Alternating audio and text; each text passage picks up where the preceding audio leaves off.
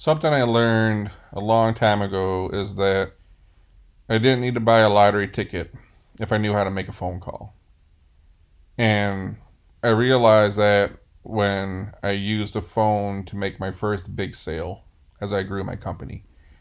One of my companies, anyways. And I'm like, this is my lottery ticket. And over the years, those companies, now have a value in the eight figures. And, where I come from, where people don't have much money, you always bought lottery tickets. You bought scratch offs, you bought the lotto, you played all that stuff because you went to bed at night thinking that it let you dream. It let you dream of a day of not being broke. It let you dream of a way out. It gave you hope. It sounds crazy. My father he was like religious about buying his lottery tickets, but it gave him the slimmest hope in the world because he didn't want to believe that this was going to be life forever. And thankfully, I ended up really successful, and it wasn't his life forever. But I tell you, if he didn't have me, his life would be pretty ugly right now at 80 years old. He'd have no money, be living check to check on Social Security, which is like $1,300 a month. And you try living on $1,300 a month right now. I'll tell you what, I always say when you retire, you want to retire at 62 years old? Do you want to be living check to check for the last third of your life? I know I don't. But I think even back then, my neighborhood, it was about lottery tickets. You lived on lottery tickets, smokes, and booze. That was life. And some fast food. You get those two big Bufords for like $3 from Rallies back in the day. But that lottery ticket allowed you to go to bed at night and you dream. Like, what would I do? If I got this lottery ticket, I'd pay off these bills. I'd buy this house. I'd buy that car. I'd get this fishing boat. I would do all these things. And you wake up the next day and you didn't win, but you could go buy more hope for $1. And it's one of those things that that's just the way of life when you live at that level. When I started to create companies, I realized that these companies, were my lottery ticket. And one phone call could change my life. I could land one major account that would make me more money than I could ever dream of. That's what I realized. Not just a company. This phone is a lottery ticket. Every phone call could be the next Powerball to somebody. And that's when I started making 150, 200, 250 calls a day saying, I want to grow this company no matter what. And it ended up working. I'm in, for that company anyways, I own over a dozen companies and brands now, and I'm invested in others. But, the one we're in 5 or 6 states and growing, talking to, PE firms about getting a capital injection and a buyout. That all started with the phone. Now, the phone could be many things today. The phone could be sending an email and landing a big deal. It could be creating a YouTube channel and creating revenue. Using a YouTube channel to drive sales to your business. There's a company I watch on YouTube that does high performance parts for like Chevy products.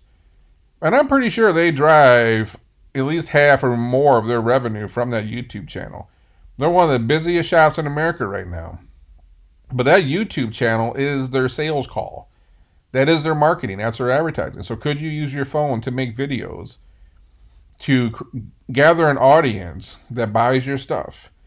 You can use your phone to send an email, to connect on LinkedIn, to contact people, to pitch them, sell them, set a meeting. You can use that phone to call people. But if you want a way out, you start a business. And, you look at this line here, and, from SBA.gov, on average, self-employed are wealthier than the non-self-employed and are significantly wealthier than workers and retirees. Not rocket science that the 4 out of 5 wealthiest people I know happen to be entrepreneurs. That didn't even go to college, by the way. This is not surprising. A lot of the wealthy people I run into run their own companies, or they at least invested in them. But you can start that company, and everything that you need to do is almost on your phone. And I go back to that lottery ticket. You start a new company today. Let's just say you started, I'm going to make something up here on the fly. Let's do janitorial services, right? I know that people are hurting right now for anything from home cleaning to commercial cleaning. What is stopping you from buying the supplies to do it and just calling every business on the planet and trying to sell your stuff? That could be a lottery ticket. What if you land one big office building? You might be able to quit your job. And then you keep calling and you get that second office building. Maybe you pick up a couple residential houses to keep you busy on the off hours or even weekends for extra cash. Where I'm going out here, people are paying 250 to 400, 450 to get their house cleaned, and they're doing 2 houses a day. I've got a guy that details my boat, and I want to say he's probably making 6 figures the amount of boats he cleans and what he charges. Yeah, maybe not, may not be the most glamorous work, but when you're putting food in your mouth and you're getting the bills paid, that's what matters. Until you hire some employees, then all of a sudden you're not doing the work anymore. They are, and you're sitting back and you're running the business, and you're using your phone to be the lottery ticket. But I say this because I have another company that's in startup mode, and the gentleman running it is incredibly brilliant, and he's going to like top MBA school on the planet, super sharp dude. And a lot of those people I run into would never pick up the phone and make a sales call. And he's like straight. If you ever seen that Honey Badger video on YouTube where it's like Honey Badger doesn't give an F? He's like that. He's Honey Badger doesn't give an F. He's like, I'll make sales calls all day. I want to see this succeed. And he realizes like that those sales calls, he's gonna the whole sales process is how he's gonna get that company off the ground. It's not Facebook, it's not Instagram. You're going to get funding and PR, and it's not going to go viral. This is real business. You get out there and you grind. You sell, and then you sell some more until you get that snowball effect. Maybe you start off winning the 3-digit lottery by getting that first client, and then maybe you hit Keno for like 7 or 8 numbers with the next client. But maybe that third client, you hit the lotto.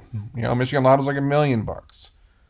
Then maybe 2 years later, you hit the Powerball. You hit that Fortune 500 client. It's just raining cash. But there's so much power in your phone to call people, to connect with people, to drive in business, to get deals. Do you want to do that? Or are you going to sit around and wait for the phone to ring, hoping that, someone saw your little ad somewhere in the back of a newspaper, or they're going to call you because they saw a sticker in your window on your car? And you should do the sticker on the window in your car. But while you're sitting around and waiting for that person to call, you should be taking action. You should be doing calling and emailing and connecting and setting appointments and meeting as many people as possible. Never be passive when it comes to your money. And it doesn't seem to work out that well, but keep in mind, wherever you're at in life, if there's something you can do that you're good at, just your phone alone can help you completely change your life. That one phone call is your lottery ticket. You just got to keep making those calls and keep connecting until you hit that big deal. Anyways, that's all I got for this one. If you got a business idea or something you're trying to start, drop a comment below. Or other business questions, I'll try to get them featured on the show. Until then, I'm going to catch you on the next one.